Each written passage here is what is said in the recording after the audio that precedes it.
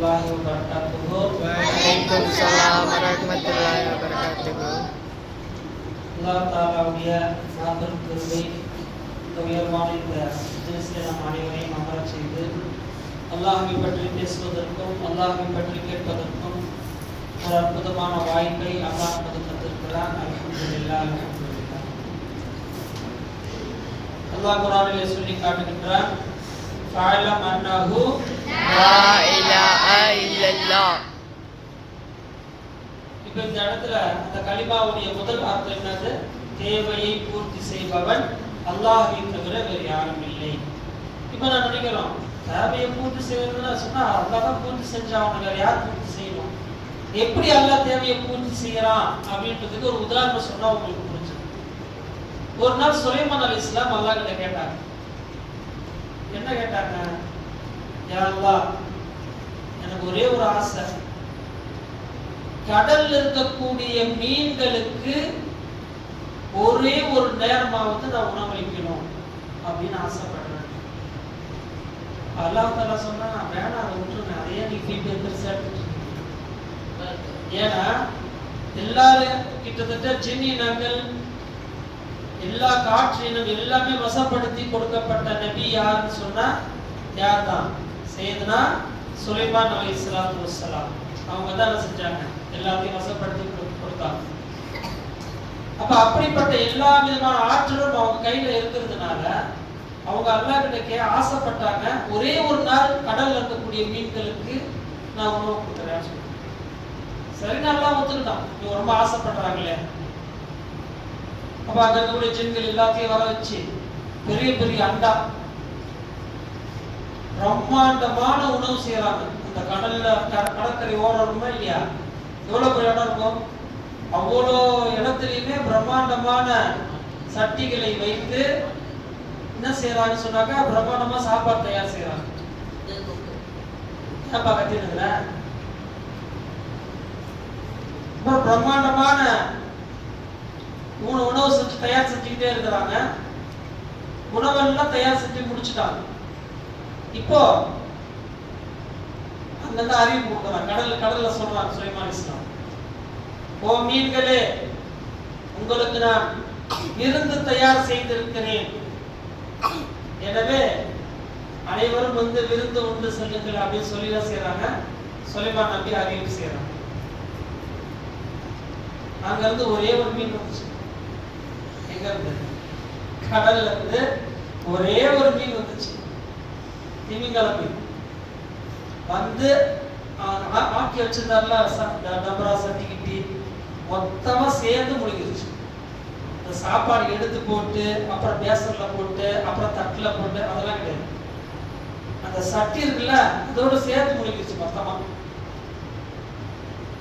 சமைச்சு வந்த அவ்வளோ சாப்பாடு காலியா போச்சு. சுலைமான் அலைஹிஸ்ஸலாம் திணறி போய் நின்னாங்க. என்னடா இது? மீன்கிட்ட கேட்கறாங்க சுலைமான் அலைஹிஸ்ஸலாம், இந்த கடல்ல இருக்கக்கூடிய எல்லா மீன்களுக்கும் அவ்வளோ சாப்பாடு ஆக்கி வச்சேன், நீ எல்லாத்தையும் தெரிஞ்சு கடல்ல இருக்கிற மீதி மீன்களும் நான் என்ன பண்றேன் கேட்டாங்க. அப்ப அந்த மீன் சொல்லிச்சான், என்னை அல்லாஹ் படைத்த நாளில் இருந்து இன்றுதான் நான் மிகவும் குறைவாக சாப்பிட்டிருக்கிறேன். அந்த மீன் தான் சொல்லிச்சா, என்னை படைத்த நாளில இருந்து இன்னைக்கு தான் ரொம்ப கம்மியா சாப்பிட்டுருக்கேன் அப்படின்னு சொன்னோம்னா, அப்பதான் சுலைமான் அலைஹிஸ்ஸலாம் சஜ்தால விழுந்தாங்க. அல்லாஹ் முழுது அல்லாஹ் சொல்லலாம், யா அல்லாஹ், உன்னை தவிர யாருமே தேவையை பூர்த்தி செய்ய முடியாது. ஒரு மீனுக்க முடியலையே, இந்த ஒரே ஒரு மீன் தான் வந்துச்சு. மீதி மீன்லாம் வந்து சுலைமான் செஞ்சா என்ன ஆகுது? இப்ப நாமெல்லாம் கல்யாணத்துலயோ அல்லது ஏதாவது நிகழ்ச்சிலையோ சாப்பாட்டுக்கு 1000 ரூபாய் இருந்துச்சு, கூட்டம் அதிகமா இருந்துச்சு, நமக்குலாம் வேர்த்து போயிடும். என்னன்னா கூட்டம் வேற அதிகமா இருக்கு, இங்க வேற சாப்பாடு கம்மியா இருக்குது. இங்க அந்த பேச்சுக்கே இருக்குல்ல, ஒரே ஒரு மீன் தான் வந்துச்சு, ஒட்டு சாப்பாடும் காலி. சாப்பிட்டது மட்டும் இல்லாம சொன்ன மீன் சொன்ன வார்த்தை என்ன? என்னை அல்லாஹ் படைத்த நாளில் இருந்து இன்னைக்கு தான் நான் குறைவாக சாப்பிட்டு இருக்கிறேன். அப்பதான் அந்த மீனுக்கு அல்லாஹ் எவ்வளவு உணவு கொடுக்குறான்? ஒரு மீன் சொல்லக்கூடிய வார்த்தை. அந்த மாதிரி கடல்ல ஒரு மீன் ஒரு திமிங்கலமா இருக்கு, எக்கச்சக்கமா கிடக்குது. கடல் திமிங்கலம் சொன்னாலே பிரம்மாண்டமானது. அப்ப அவ்வளவு பெரிய திமிங்கலத்தை கொண்டிருக்கின்ற கடல் எவ்வளவு பிரம்மாண்டமானது. அப்போ தேவையை பூர்த்தி செய்யறவன் யார் தான்? அல்லாஹ் தான். அந்த தேவையை அல்லாஹ் பூர்த்தி செய்யல எந்த வஸ்துமே என்ன செய்யாது, எந்த இந்த உலகத்துல உயிர் வாழவே முடியாது. நீங்க நல்லா நினைச்சு பாருங்க, மாடு என்ன தின்னுது? புல்லு, தகடு, வைக்கோல், இதுதான் சாப்பிடுது. ஆனா நமக்கு தரக்கூடிய உணவு என்ன? அற்புதமான பால். நாம என்ன பெரிய மிஷின் கண்டுபிடிச்சாலும் சரி, அல்லாஹ் தரக்கூடிய அந்த பால் நமக்கு தர முடியுமா? முடியாது. ஆனால் மாடு சாப்பிடக்கூடியது என்னதான் சாப்பிடுது? வைக்கோல், புல்லு தான் சாப்பிடுது. அதுல என்ன சுவை இருக்குது? அந்த மாடு சாப்பிட்ட உடனே என்ன சுவை இருக்குது? எந்த சுவையுமே இல்லையே. ஆனா அந்த அந்த உணவு வந்து என்ன செய்யாச்சு? கன்வெர்ட் ஆகி எப்படி அல்லாஹ் தஆலா பாலா கொடுக்குறான் என்பதைத்தான் நாம சிந்திச்சு பார்க்கணும். நாம நினைக்கிறோம் கடையில புண்ணார 10-20 ரூபா கொடுத்தா ஒரு பால் பாக்கெட்டு, 50 ரூபா கொடுத்தா 2 பால் பாக்கெட்டு அப்படின்னு நம்ம நினைச்சிட்டு உட்காந்துருக்கிறோம். அந்த பால் வரணும்னு சொன்னாக்கா அல்லாஹ் தஆலா எவ்வளவு பெரிய ஏற்பாடு செஞ்சு வச்சிருக்கிறான். மின் பைனி ஃபர்சின் வ தமின், ரத்தத்திற்கும் சாணத்திற்கும் மத்தியில நான் பாலை வைத்திருக்கிறேன். லபனன் ஹாலிசன் ஷாயிஅன் லிஷாரிபின், அந்த பாலை குடிப்பவர்களுக்கு ரொம்ப ஃப்ரெஷ்ஷானதாக, சுவையானதாக அந்த பாலை நாம் ஆக்கி வைத்திருக்கிறோம். அப்ப நம்ம எல்லாரும் நினைச்சு பார்க்கணும், அந்த தேவை பூர்த்தி ஆகும்போது அல்லாஹ் எப்படி கொடுத்துட்டாங்க? அல்ஹம்துலில்லாஹ். அந்த தேவை பூர்த்தி ஆகணும்னா என்ன ஆகும்? ஒன்றும் செய்ய முடியாது. இப்ப அதே போன்று இப்ப சமீபத்தில் என்ன செஞ்சாங்க? பெட்ரோல் கிடைக்காது, கேஸ் ரொம்ப கஷ்டமா போயிடும். அன்னைக்கு பெட்ரோல் பங்க் போதா ஒட்டுமொத்த பெட்ரோல் பங்க்ல பெட்ரோல் காலியா போச்சு. யாராவது ஒருத்தர் பொருளை கழி போட்டுட்டா போய் டேங்க் ஃபுல் பண்ணிட்டு வந்துடுது. அதுக்கப்புறம் மறுநாள் பார்த்தா டேங்க் பெட்ரோல் பங்க்லாம் காலியா கிடக்குது. பெட்ரோல் இல்லாம போச்சு. இப்ப இந்தியாவுக்கு மட்டும் ஒரு கப்பல் தரான் ஈரான் சொல்லிட்டான். ஈரான் சொல்லல, ஈரான்ல இருக்கக்கூடிய அதிபர் கூட யார் இருக்கா? அல்லாஹ் இருக்கிறான் நிச்சயமா. அவன் சொன்னா இந்தியாவுக்கு ஒரு கப்பலை நான் அனுப்புகிறேன். தேவை பூர்த்தி வச்சு பாருங்க. நாம எதுக்கும் பயப்பட தேவையில்லை. 500 ரூபாய் நோட்டு செல்லாதுன்னு சொன்னாங்க. எத்தனையோ பேர் லட்சக்கணக்கில் பணம் வச்சிருந்தாங்களோ திகச்சு போய் நின்னாங்க. ஆனா யார் கலிமா லா இலாஹ இல்லல்லாஹ் வச்சாங்களோ அவங்க எதுக்குமே கவலைப்படல. ஏன்? நம்ம காசு நம்மகிட்ட வந்து சேர்ந்தே தீரும். இன்ன நஃப்ஸ லன் தமூத ஹத்தா தஸ்தக்மில ரிஸ்கஹா கால ரசூலுல்லாஹி ஸல்லல்லாஹு அலைஹி வஸல்லம். பெருமாள் எவ்வளவு அழகா சொல்லி காமிச்சாங்க. ஓ ரிஸ்க் இருக்கே, அந்த ஓ ரிஸ்க் என்ன செய்யாது? ஒன்னை விட்டு போகவே போகாது, அது ஒன்னை அடைந்தே தீரும். இவனுடைய சக்கரத்துல பாத்தீங்கன்னா சில பேர் மௌத்தா போக கிடப்பாங்க.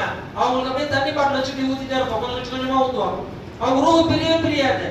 ஆனா கடைசி நேரத்துல ஒரு சொட்டு ஊத்துவாங்க, அது குடிச்ச உடனே ரூஹு போயிடும்.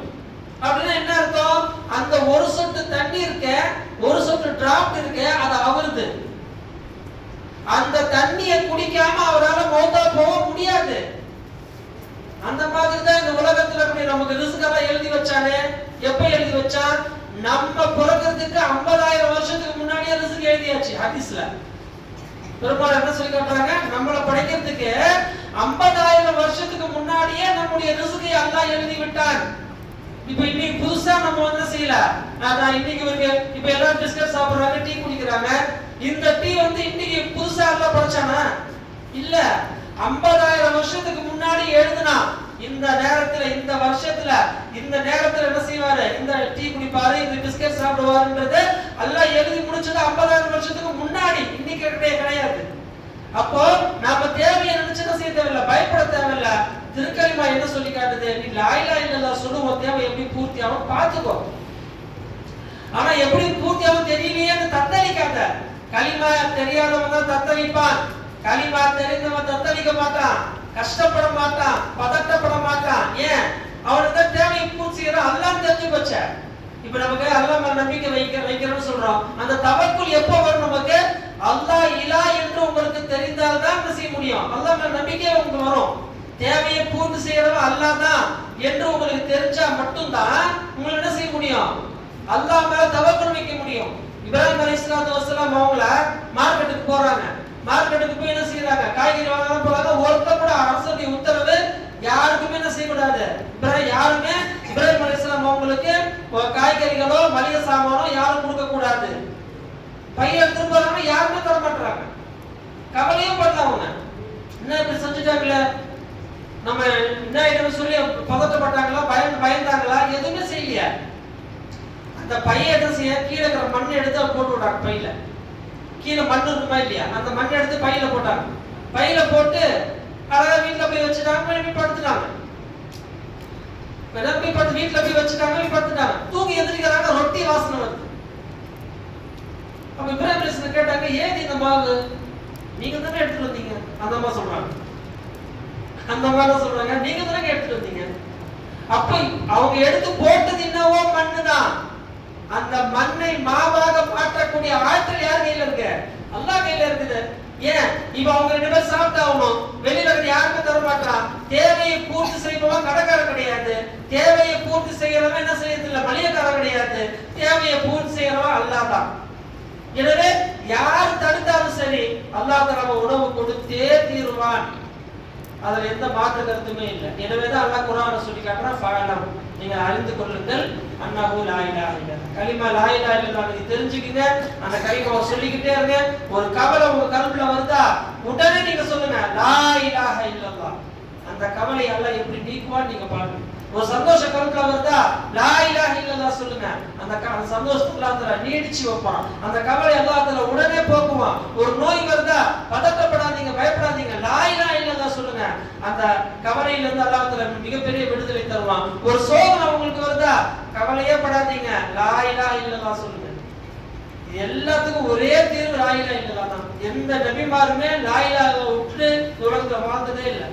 1,24,000 நபிமார்களும் கொண்டு வந்த முதல் வார்த்தை லா இலாஹ இல்லல்லாஹ். இரண்டாவது வார்த்தை என்னது? அவங்க அந்த காலத்தில் நபியாக இருந்தாலும் கடைசியாக ஒரு தூதர் வருவார். அந்த தூதர் தான் யாரு? சையதுனா முஹம்மது ரசூலுல்லாஹி ஸல்லல்லாஹு அலைஹி வஸல்லம் சொல்லக்கூடிய தூதர் என்பதையும் இந்த உலக மக்களுக்கு எச்சரிப்பதற்காக வந்தவர் தான் 1,24,000 நபிமார்கள். அப்போ இந்த நபிமார்கள் எல்லாம் வந்து கொண்டு வந்தது திருக்கலிமா லா இலாஹ இல்லல்லாஹ். அதற்கு பிறகு வந்த நபியுடைய காலத்துக்கு பிறகு வந்த சஹாபாக்கள் கையில வச்சிட்டு இருந்தது லா இலாஹ இல்லல்லாஹ்.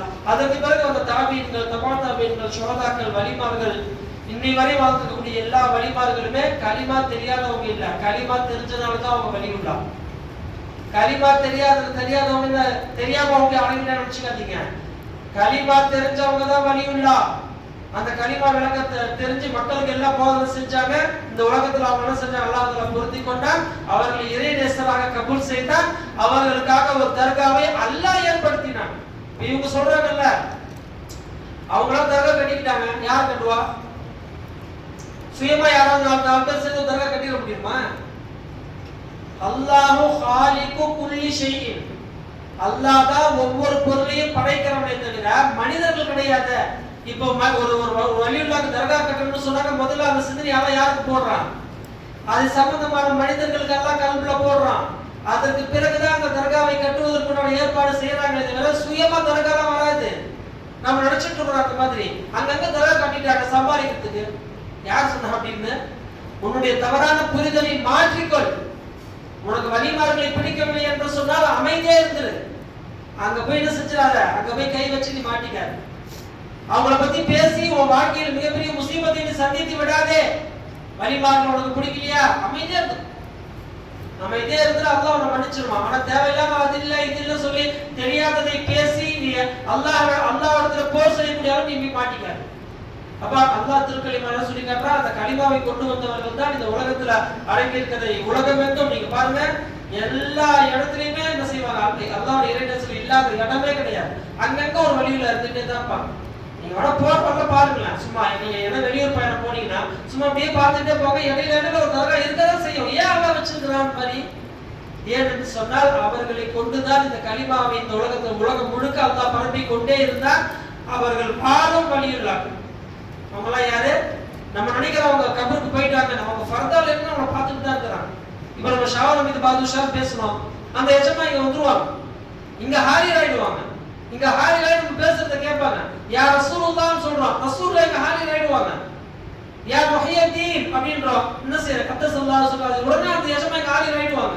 என்ன கூப்பிடுறாங்கல்ல, பகதாத் எங்க இருக்குது, இங்க கோதம்பேட்டை எங்க இருக்குது, எவ்வளவு தூரம் இருக்குது, எவ்வளவு டிஸ்டன்ஸ் ஆகுது, எவ்வளவு ஃபாஸ்டா வருவாங்க, அடுத்த வினாடி வந்துருவாங்க. நாம பேசுறதை கேட்டு சந்தோஷப்படுவாங்க. ஏன்னா இத பேசுறவங்க யாரு? வலிமார்கள். முஹியத்தீன் அப்துல் காதிர் ஜீலானி கத்தஸல்லாஹு அவங்க பேசியிருக்கிறாங்க, அஜிங்க நாயகம் பேசியிருக்கிறாங்க, கோலத்துல அவங்க பேசியிருக்கிறாங்க, நாகூர் வலியுல்லா பேசியிருக்கிறாங்க. அவங்க கொண்டு வந்ததெல்லாம் பேசுறது முழுக்க முழுக்க லா இலாஹ இல்லல்லாஹ் தான். அதனால இந்த பேச்சு கேள்விப்பட்டா அவங்க சந்தோஷப்படுவாங்க. பரவாயில்ல, நாங்க பேசுற பேச்சு இங்க பேசுறாங்களே, வேற எங்கேயுமே இந்த பேச்சு நடக்கலையே, இங்க மட்டும் தான் லா இலாஹ இல்லல்லாஹ் சொல்லி தரப்படுது சொல்லி அந்த கலிமாவுக்கு அல்லாஹ் ஒரு மரியாதை வச்சிருக்கிற மாதிரி வலிமார்களும் ஒரு மரியாதை வச்சிருக்கிறாங்க. எனவே இந்த மஜ்லிஸ் நீங்க சாதாரணமா நினைச்சுக்காதீங்க. இங்க உட்கார்ந்து இருக்கக்கூடிய நீங்க யாராவது ஒரு சின்ன துவா செஞ்சீங்க, அந்த மஜ்லிஸ் முடியறதுக்குள்ள அந்த துவா கபூல் ஆயிடும். ரமலான்லயே எல்லாம் கபூல் செஞ்சிடறான். ரமலான் 24 ஹவர்ஸும் துவா கபூல் ஆகிற நேரம் ரமலான். அது ஒற்றைப்படையா நேரம் கொஞ்சம் ஸ்பெஷல். அதுவும் லா இலாஹ இல்லல்லாஹ் சேர்ந்துருச்சு, அவ்வளவுதான் 100% 100% துவா கபூல். அப்படிப்பட்ட அற்புதமான திருக்கலிமாவை வைத்துக் கொண்டுதான் முஸ்லிம்கள் கஷ்டப்பட்டும் கவலைப்பட்டு கொண்டு இருக்கிறார்கள். எனவே முஃமின்களே, நீங்க யாரும் கவலைப்படாதீங்க, யாரும் கஷ்டப்படாதீங்க. திருக்கலிமாவை சொல்லுங்கள், அந்த கலிமாவை தெரிந்து கொள்ளுங்கள், அதன்படி நீங்கள் வாழுங்கள். எல்லாம் வல்ல அல்லாஹ் தஆலா அற்புதமான வாழ்வை நமக்கு தருவான். நாம் வாழக்கூடிய வாழ்வை பார்த்து மற்றவர்கள் ஆச்சரியப்படக்கூடிய அளவுக்கு அல்லாஹ் அற்புதமான வாழ்வை நமக்கு தருவான். எப்பொழுது இந்த திருக்கலிமாவை விளங்கிக் கொண்டார். அப்படிப்பட்ட திருக்கலிமாவை விளங்கி வாழக்கூடிய உண்மை முஃமின்களாக முஸ்லிம்களாக அல்லாஹ் நம் அனைவரையும் ஆக்கி அருள் புரிவானாக. உலகத்தில் வாழும் காலமெல்லாம் அல்லாஹ் ரசூலுக்கு பொருத்தமானவர்களாக வாழக்கூடிய பாக்கியத்தை தருவானாக. மீதம் நடக்கக்கூடிய ரமலானுடைய மாதத்திலே நல்ல முறையிலே நோன்பு நோற்று நல்ல முறையிலே தொழுகைகளை தொழுது அல்லாஹ்வுடைய அன்பையும் திருப்பொருத்தத்தையும் பெற்ற உண்மை முஃமின்களாக முஸ்லிம்களாக அல்லாஹ் நம் அனைவரையும் ஆக்கி அருள் புரிவானாக. அல்ஹம்துலில்லாஹி ரப்பில் ஆலமீன். سبحانك اللهم وبحمدك أشهد أن لا إله إلا أنت أستغفرك وأتوب إليك. سبحان ربك رب العزة عما يصفون وسلام على المرسلين والحمد لله رب العالمين. صلى الله على محمد صلى الله عليه وسلم. صلى الله على محمد صلى الله عليه وسلم. صلى الله على محمد يا رب. السلام عليكم ورحمة الله وبركاته.